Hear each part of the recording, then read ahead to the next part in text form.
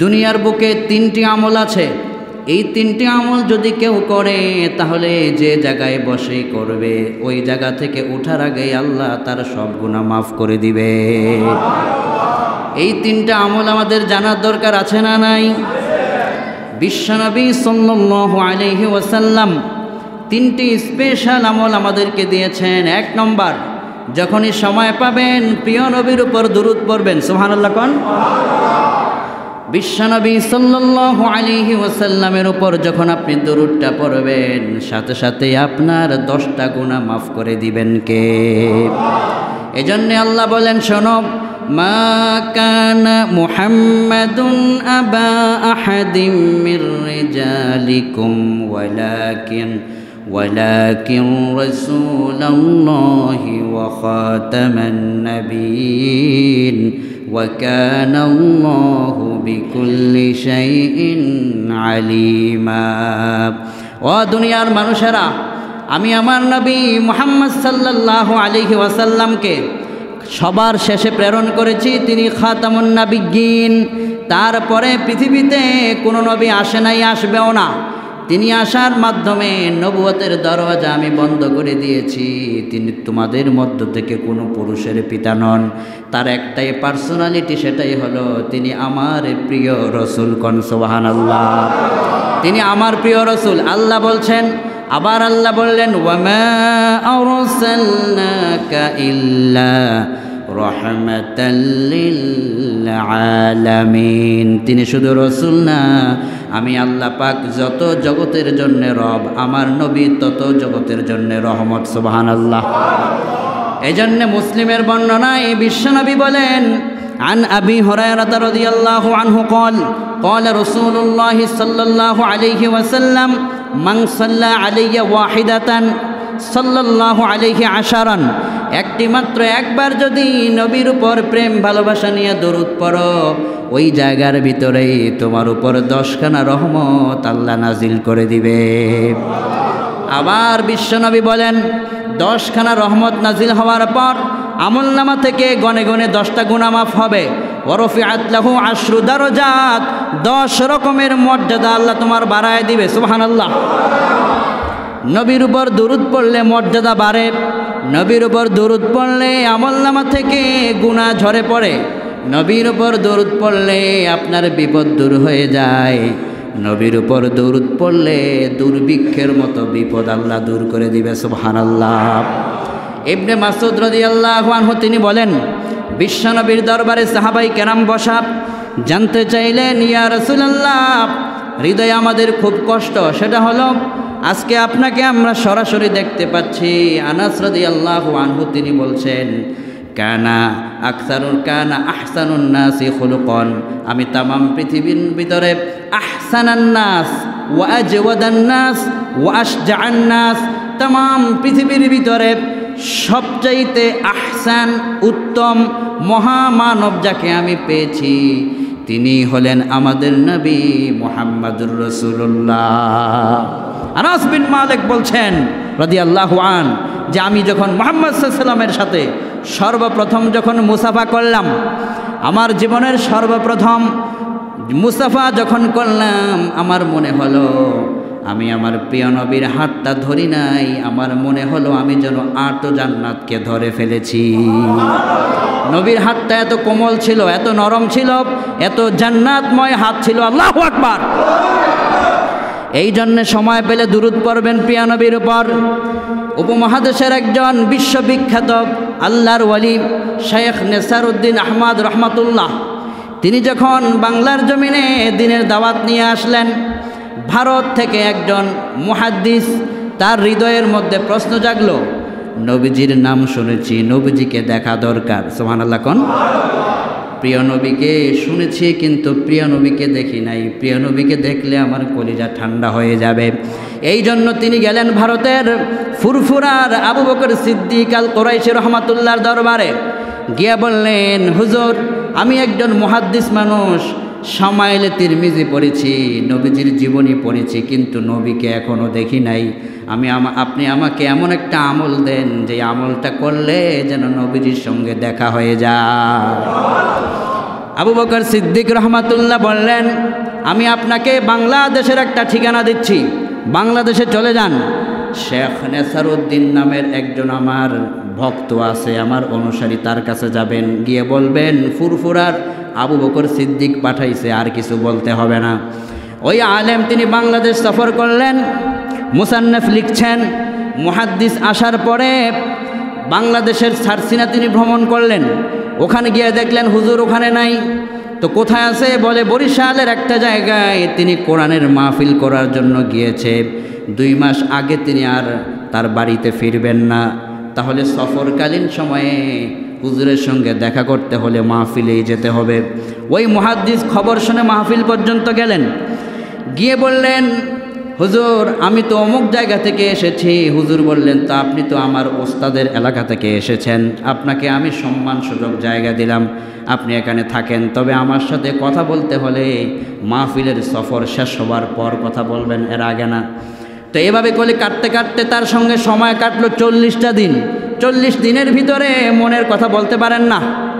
40 দিন যখন শেষ হয়ে গেল, তখন হুজুর বললেন, মুহাদ্দিস সাহেব আপনি যে আসছিলেন কি কারণে আপনি আমাকে বলুন। তখন মুহাদ্দিস সাহেব বলেন, হুজুর যে কারণে এসেছি ওই কারণ আপনার সাথে থেকে আমার আমল পূর্ণ হয়ে গেছে। বলে কি কারণ ছিল? বলে আমি ফুরফুরা থেকে আপনার বাংলাদেশে সফর করেছি একটা আমলের জন্য। প্রতিদিন যখন আপনি মাহফিল করেছেন 40 দিন আপনার সঙ্গে আমি কাটিয়েছি। আপনি প্রত্যেকটা মাহফিলে বলেছিলেন এশার সালাতের পর যত আমলই করো না কেন প্রিয় নবীর উপর প্রেম ভালোবাসা নিয়ে 100 বার দুরুদটা মিস করবা না। আমি প্রত্যেক দিন 100 বার করে দুরুদ পড়তে পড়তে ঘুমায় গেছি। রাতের ঘুমের ঘরে দুরুদের আমলে প্রিয় নবীর সঙ্গে আমার দিদার নসিব হয়ে গেছে। এই জন্যে দুরুদ শরীফের আমল এটা পরীক্ষিত আমল। আপনি যত বেশি প্রিয় নবীর প্রতি ভালোবাসা রাখবেন, নবীর দিদার আপনার জন্য বরাদ্দ করে দিবেন কে? এজন্য আল্লাহ বলেন, ওয়ামা আরসালনাকা ইল্লা কাফাতাল লিন্নাস বাশীরাও ওয়া নাযীরা। হে রাসূল আমি আপনাকে কাফাতাল লিন্নাস পরিপূর্ণভাবে মানবতার জন্য আপনাকে পাঠিয়েছি। আপনি মানুষদেরকে সতর্ক করবেন, জাহান্নামের আগুন থেকে তাদেরকে বাঁচাবেন, আর যারা আমল করবে তাদেরকে আপনি জান্নাতের সুসংবাদ দিবেন। সুবহানাল্লাহ কোন। তো সাহাবী এসে বলছেন, ইয়া রাসূলুল্লাহ আপনার আশেপাশে আমরা থাকি, কিন্তু যদি দুনিয়া থেকে বিদায় হয়ে যাই, আখেরাতে যেদিন আমরা উঠে যাব, দুনিয়ার জীবন জীবন নয়, পরকালের একটা জীবন আছে। আমি চাই দুনিয়াতে যেমন আপনার পাশে থেকেছি, আখেরাতে যেন আপনার সাথী হয়ে যেতে পারি। নবী আমার বললেন, আমার সাথী হতে চাইলে 2টা আমল করা লাগবে। একটা আমল আমার সুন্নত মোতাবেক জীবনটাকে কাটাইবা, আর দ্বিতীয় আমল হলো আউলান নাসি বি ইয়াউমাল কিয়ামাহ আকসারুহুম আলাইয়া সালাতান। ইবনে মাসউদ রাদিয়াল্লাহু আনহু তিরমিজির বর্ণনায় বলেন, বিশ্বনবী বললেন, এই দুনিয়ার ভিতরে যে যত বেশি দুরূদ পড়বে কিয়ামতের দিন ওই লোকটা আমি নবীর তত নিকটের সাথী হয়ে যাবে। দুরূদ শরীফের অনেকগুলো বারাকা আছে, অনেক বরকত আছে। আপনি পড়তে পারেন সাল্লাল্লাহু আলাইহি ওয়াসাল্লাম, বলেন সবাই সাল্লাল্লাহু। এই ছোট্ট একটা দুরূদের মর্যাদা এত বেশি। আবার আপনি অন্য অন্য দুরূদও পড়তে পারেন। দুরূদ পড়া হলো মেন কাজ, যত বেশি পড়বেন আপনার মনের ভিতরে তত বরকত দিয়ে দিবেন কে? দ্বিতীয় নম্বর আমল হলো যখনই সময় পাবেন গুনাহের জন্য তওবা করবেন। যে জায়গায় বসে তওবা করবেন ওই জায়গার ভিতরেই আপনার গুনাহ মাফ হয়ে যাবে। আমাদের রব তিনি হচ্ছেন দয়াময়, আমাদের রব তিনি মেহেরবান। বিশ্বনবী সাল্লাল্লাহু আলাইহি ওয়াসাল্লাম তিনি বললেন, আত্তাইবু মিনাজ যামবি কামান লা যামবা লা। একজন মানুষ যখন অপরাধ করে, গুনাহ হয়ে গেছে জানে নাই, শয়তানের ধোঁকায় পড়ে করে ফেলেছে, কিন্তু যখন সে তওবা করলো, আত্তাইবু মিনাজ যামবি কামান লা যামবা লা, তার তওবাটা রবের দরবারে এমনভাবে কবুল হয়ে যায় মনে হয় যেন সে জীবনে একটাও গুনাহ করে নাই। মাফ করার একমাত্র মালিককে। এজন্য আল্লাহ বললেন, ইয়া আইয়ুহাল্লাযীনা আমানু তুবু ইলাল্লাহ তাওবাতান নাসুহা। সময় পেলেই তোমরা তওবা নাসুহা করবা, ইখলাসের সাথে তওবা করবা। গুনাহের থেকে নিজেকে ফিরানোর নাম হচ্ছে তওবা, নিজের পাপের জন্য ক্ষমা চাওয়ার নাম হচ্ছে ইস্তেগফার। যে যত বেশি ইস্তেগফার করে আমার আল্লাহ জান্নাতের দরওয়াজায় তার নামটা আগে আগে লিখে দিবেন, সুবহানাল্লাহ। তৃতীয় নম্বর আমল হলো, যখনই আপনি সময় পাবেন দুইটা কাজ করবেন। একটা হচ্ছে তাসবিহ পড়বেন বেশি পরিমাণ, মানে বলবেন সুবহানাল্লাহ, আলহামদুলিল্লাহ, আল্লাহু আকবার। এটা যে যত বেশি পড়ে, যদি দৈনিক 100 বার হয়ে যায়, আমার আল্লাহ সমুদ্রের ফেনার চাইতেও গুনাহ তার মাফ করে দেয়। বুখারী জিলদে সানি দ্বিতীয় খণ্ডের বর্ণনা, আন আবি হুরায়রা রাদিয়াল্লাহু আনহু قال قال رسول الله صلى الله عليه وسلم من قال سبحان الله وبحمده في يوم 100 مرة حطت خطاياه وإن كانت مثل زبد البحر। যদি তোমার সমুদ্রের ফেনার চাইতেও গুনাহ বেশি হয়ে যায়, আর যদি দৈনিক 100 বার সুবহানাল্লাহি ওয়া বিহামদিহি পাঠ করো, সমুদ্রের ফেনা পরিমাণ গুনাহ ওই জায়গায় আল্লাহ তোমার মাফ করে দিবে। সুলাইমান আলাইহিস সালাতু ওয়াস সালাম, তিনি তামাম দুনিয়া, তা একটা তক্তার উপরে বসলেই তক্তা তাকে প্লেনের মতো তামাম দুনিয়া উড়াতো। কোন আল্লাহু আকবার। তক্তায় বসতেন। তাফসীরের ভিতরে লেখা হয়েছে, একদিন একটা তক্তার সিংহাসনে বসে সুলাইমান পয়গম্বর আসমানে উঠতেছে। জমিনের ভিতরে একজন কৃষক ছিল, দেখে বলছে, আহ সুবহানাল্লাহ। সুলাইমান পয়গম্বরের আওয়াজে কৃষকের সুবহানাল্লাহর আওয়াজটা পৌঁছায়া দিলেন কে? সুলাইমান পয়গম্বর বাদশারে, ওই তার তক্তারে কয়, সিংহাসনে কয়, তুই জমিনে আমার সিংহাসন নামা। জমিনে সিংহাসন নেমে গেল। এবার ওই সিংহাসন দেখে লোকটা তো অবাক, দেখে বলছে, আপনি এখানে, আপনাকে দেখে আমি অবাক। সুলাইমান পয়গম্বর বললেন, ও আল্লাহর বান্দা, তুমি যে একটু আগে সুবহানাল্লাহ বলেছ, তোমার সুবহানাল্লাহর আওয়াজ আমি সুলাইমানের কানে আল্লাহ পৌঁছায় দিয়েছে। বলো কেন তুমি সুবহানাল্লাহ বলেছ? ওই কৃষক মানুষ, সহজ সরল মানুষ, দেখবেন গ্রামের কৃষক মানুষগুলো সহজ সরল হয়, নম্র ভদ্র হয়। সহজ সরল মানুষটা বললেন, আমি যখন দেখলাম আসমানে আপনি কাঠের উপর উড়ে বেড়াচ্ছেন, আমার মনে হলো আপনার নিজস্ব কোনো শক্তিতে আপনি উড়েন না, আমার আল্লাহ আপনাকে ক্ষমতা দিয়েছেন। আর আমার মনে হলো যে আল্লাহ আপনার সিংহাসনটাকে প্লেন বানায়া দিয়েছেন, সে আল্লাহ পাক কত মহান, আল্লাহু আকবার। সুলাইমান পয়গম্বর বললেন, ও কৃষক, তুমি যে আমার এই তক্তা দেখে আল্লাহর জন্য সুবহানাল্লাহ বললা, তোমার এই সুবহানাল্লাহর মূল্য কত বেশি তুমি কি জানো নাকি?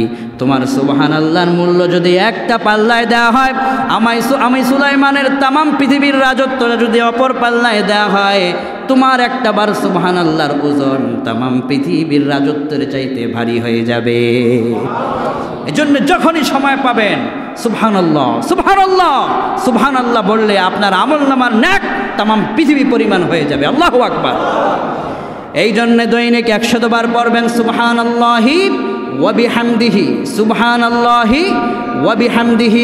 দৈনিক 100 বার করে এই আমলটা চালিয়ে যাবেন। বিশ্বনবী সাল্লাল্লাহু আলাইহি ওয়াসাল্লাম বলেন, শুধুমাত্র তোমরা নয়, পৃথিবীতে যত প্রাণীরা আছে, গাছপালায় যত পশু পাখিরা বসবাস করে, তারাও সুবহানাল্লাহ নামের জিকির করে। ইউসাব্বিহু লিল্লাহি মা ফিস সামাওয়াতি ওয়া মা ফিল আরদিল মালিকিল কুদ্দুসিল আজিজিল হাকিম। এই আসমানে জমিনে যা কিছু আছে সব কিছু তোমার রবের নামে প্রশংসা করে। কোন আল্লাহু আকবার। সবাই তোমার রবের নামে প্রশংসা করে। এজন্য বিশ্বনবী বললেন, ওই আসমানের পাখিটা যেটা উড়ে বেড়ায় সেও প্রশংসা করে। সূর্য যে আছে, সূর্য আল্লাহর প্রশংসা করে। সুবহানাল্লাহ। কোন সূর্য আল্লাহর আইন মেনে চলে। আল্লাহ কোরআনে বলছেন, আর রহমান আল্লামাল কুরআন খলাকাল ইনসান আল্লামাহুল বায়ান আশ-শামসু ওয়াল কামারু বিহুসবান ওয়ান নাজমু ওয়াশ-শাজারু ইয়াসজুদান। এই যে সূর্য তোমরা দেখতে পাচ্ছ, চাঁদ তোমরা দেখতে পাচ্ছ, রবের হুকুম মতোই তারা তাদের জীবন পরিচালনা করে। তৃণলতা বৃক্ষাদি গাছপালা যা কিছু তোমরা দেখো, প্রত্যেকটা গাছ তাদের নিজস্ব ভাষায় রবের জন্য সেজদা করে। কোন সুবহানাল্লাহ। এই বৃক্ষ আল্লাহকে সেজদা করে। এই বৃক্ষগুলো আপনি দেখছেন দাঁড়িয়ে আছে, কিন্তু সে তার নিজস্ব জায়গায় থেকে রবকে সেজদা করে, রবের হুকুম মানে। কিন্তু আমাদেরকে আল্লাহ বানালেন সৃষ্টির সেরা। সৃষ্টির সেরা বানানোর পরে রবকে আমরা ভুলে গেলাম। রবের সূর্যের আলো আমরা পাই, রবের দেওয়া নিয়ামত আমরা খাই। রবের দেওয়া প্রত্যেকটা নিয়ামত আমরা যদি গণনা করি, গণনা করে তো আমরা কুল কিনারা কোনো দিন করতে পারবো না। একটা মানুষ যদি অসুস্থ হয় তখন সে বুঝে সুস্থ থাকলে তার কত বড় নিয়ামত ছিল। একটা মানুষ যদি তার বৃদ্ধ হয়ে যায় তখন সে বুঝে যৌবনকালটা তার কত মূল্যবান ছিল। একজন মানুষ যখন অর্থনৈতিক সংকটে পড়ে যায়, যখন তার অর্থনৈতিক সংকট হয় তখন সে বুঝে যে তার অর্থ থাকলে কত আনন্দের দিন ছিল। এজন্য বিশ্বনবী বললেন, যখন তোমার যৌবনকাল আছে, যৌবনকালটা তুমি ইবাদতের মধ্যে কাটায় দাও। সাবআতুন ইউযিল্লুহুমুল্লাহু ফি যিল্লিহি ইয়াওমা লা যিল্লা ইল্লা যিল্লুহু। ও যুবকেরা, বিশ্বনবী বললেন, ইমামুল আদেল ওয়া শাবুন নাশা ফি ইবাদাতি রাব্বি। যৌবনকালে যদি যুবক তুমি ইবাদত করতে পারো, আল্লাহ পাকের হাবিব ওয়াদা করেছেন হাসরের ময়দানে আল্লাহ পাক আরশে আজিমের ছায়ায় জান্নাতের এয়ার কন্ডিশনে তোমার থাকার ব্যবস্থা করে দিবেন। যৌবনকাল এটা হচ্ছে ইবাদতের একটা স্পেশাল সময়। যৌবনকাল প্রেমের আলাপ করার সময় নয়। যৌবনকাল রাতের পর রাত জেগে তোমার প্রিয় তারকার খেলা দেখার সময় নয়। যৌবনকাল হচ্ছে আল্লাহর জন্য নিজের কপালকে সঁপে দেওয়ার নাম। ঠিক কিনা বলেন? দুঃখ লাগে ওই যুবকের জন্য যে যুবক রাত 1টা পর্যন্ত জেগে থেকে তার প্রিয় তারকার খেলা দেখতে পারল, কিন্তু এই যুবকটা রাত 1টায় জেগে কোনোদিন তাহাজ্জুদের সাজদায় পড়ল না। এরকম আছে না নাই?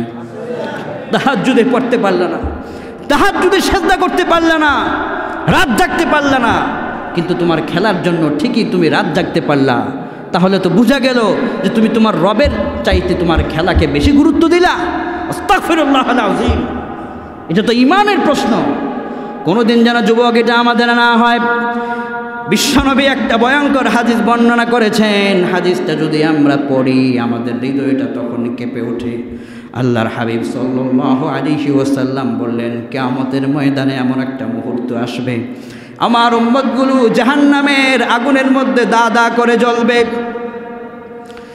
তাদের দেহটা যখন পুড়ে যাবে, কুল্লামা নাদিজাত জুলুদুহুম বাদদালনাহুম জুলুদান গায়রাহা লিয়াযুকুল আযাব ফাযালিকাল আযাব ওয়াল আযাবুল আখিরাতি আকবার।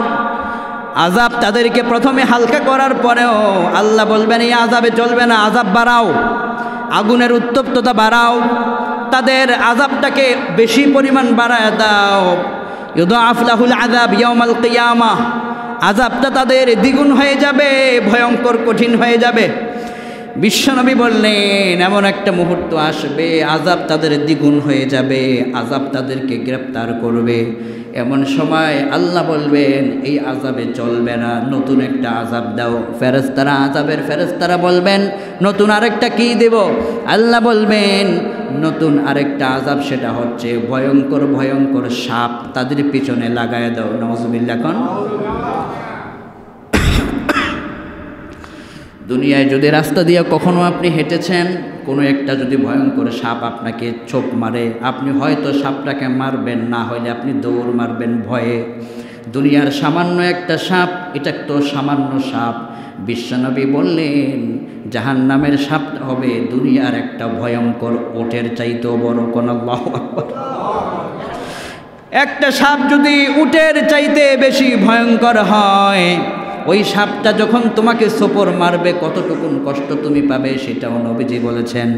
বিশ্বনবী বলছেন, একটা বার ছোপর মারলে এই একটা ছোট্ট ছোপরের আঘাত তার গায়ের ভিতরে 40টা বছর বিষ থেকে যাবে। নাউযুবিল্লাহ। 40 বছর একটা সাপের ছোপরের বিষ থেকে যাবে। 40 বছর এইভাবে করে সাপের কামড় ছোপর তোমাকে মারতেই থাকবে। এভাবে করে সাপের যন্ত্রণা শুরু হয়ে যাবে, আবার নতুন করে আযাব আল্লাহ পাক বাড়ায় দিবেন, এভাবে করে শাস্তি শুধু তার চলতেই থাকবে। এজন্য বিশ্বনবী বললেন, ভয়ঙ্কর আযাব থেকে বাঁচতে হলে একটাই মাত্র কাজ, রবের দরবারে কপালটাকে তোমরা সবসময় নত করো, রবকে তোমরা বন্ধু বানাও, প্রিয় নবীকে তোমরা বন্ধু বানাও, প্রিয় নবীকে তোমরা ভালোবাসো, তাহলে মুক্তি দিয়ে দিবেন কে? এজন্য আজকের পর থেকে একসাথে 3টা আমল, বেশি বেশি দুরূদ শরীফের আমল করা, বেশি বেশি তওবা করা, বেশি বেশি সুবহানাল্লাহ পড়া, আর এই সুবহানাল্লাহ পড়ার সাথে সাথে ফরজ নামাজের সাথে সাথে বেশি বেশি নফল পড়া। সুবহানাল্লাহ কোন নফল পড়বেন, দৈনিক অন্তত 2 রাকাত যেন আপনার নফলের সংখ্যা থাকে। বিশ্বনবী বললেন, মান সাল্লা রাকাতাইন, যদি 2 রাকাত নফল নামাজটা তুমি পড়ে ফেলো, লাম ইয়াহদুস নাফসাহু ফীহিমা বিশাইইন মিনাদ দুনিয়া গফারাল্লাহু মা তাকদ্দামা মিন যামবি। 2 রাকাত নামাজ যদি যুবক তুমি আল্লাহর জন্য আদায় করো, বিশ্বনবী বললেন সালামটা ফেরানোর আগে তোমার সব গুনাহ মাফ করে দিবেন কে? সব গুনাহ তোমার মাফ হয়ে যাবে 2 রাকাত নামাজে। এই জন্য আসুন সময়টা বেলে দরুদ শরীফ পড়ব সাল্লাল্লাহু, এরপরে তওবা করব আল্লাহর দরবারে, আল্লাহুম্মা গফিরলি ওয়া তুব আলাইয়া, এই দোয়ার মাধ্যমে। অথবা আপনি বাংলাতেও বলতে পারেন যে, হে আল্লাহ আমি তওবা করছি, আপনি আমাকে মাফ করে দেন। 3 নম্বরে বেশি বেশি পড়বেন সুবহানাল্লাহ, আলহামদুলিল্লাহ, আল্লাহু আকবার। আর সময়টা পেলে 2 রাকাত নফল সালাত আদায় করবেন, তাহলে বরকত দিয়ে দিবেন কে? আয় আল্লাহ, আপনি আজকে আমাদেরকে কবুল করুন, আজকে আমাদের এই আমলগুলো বেশি বেশি করার তৌফিক দিন কোন আমিন। দুনিয়ার ভয়ঙ্কর সাপের এই যন্ত্রণা আমরা সহ্য করতে পারি না। বিশ্ব নবী বললেন, জাহান্নামের সাপের 1 ফোঁটা বিষ যদি দুনিয়ায় ছেড়ে দেওয়া হয়, তাহলে তামাম পৃথিবীটাই বিষে পরিণত হয়ে যাবে। কোন আল্লাহু আকবার। 1 ফোঁটা সাপের বিষ যদি তামাম দুনিয়া বিষ হয়ে যায়, তাহলে তোমার গায়ে যে কত লক্ষ লক্ষ সাপের বিষ দেওয়া হবে, কত শাস্তি দেওয়া হবে, যুবক তুমি এটা কিভাবে সহ্য করবে? এজন্য নবীজি সাল্লাল্লাহু আলাইহি ওয়াসাল্লাম আমাদেরকে সতর্ক করেছেন, সাবধান হতে হবে। যত ভুল করেছি আর নয়, আর কত, এখন থেমে যেতে হবে, এগুতে হবে সামনের দিকে, নিয়ে আসতে হবে জীবনটাকে পরিবর্তনের পথে। আল্লাহ আমাদেরকে তৌফিক দাও, সবাই পড়ি আমিন।